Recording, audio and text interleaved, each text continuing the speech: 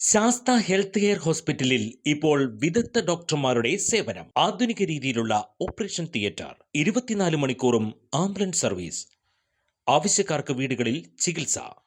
Sastha health care and wellness centre, Vazhani road, Wadakkanchery, Thrissur. Phone 8547024222. Thampanoor Gayathri വധക്കേസിൽ പ്രതി പ്രവീണിനെ കോടതി ജീവപര്യന്തം കഠിന തടവ് ശിക്ഷ വിധിച്ചു.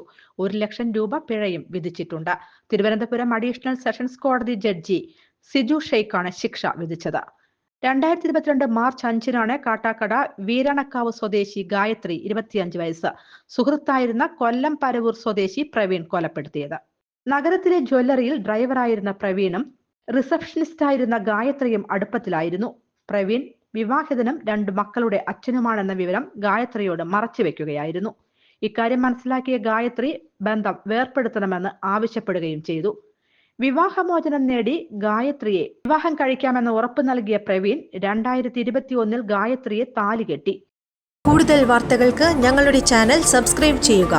ഫേസ്ബുക്ക് ഫോളോ അപ്പ് ചെയ്യുക. വാർത്തകൾ വേഗത്തിലറിയാൻ എനി ടൈം ന്യൂസ്.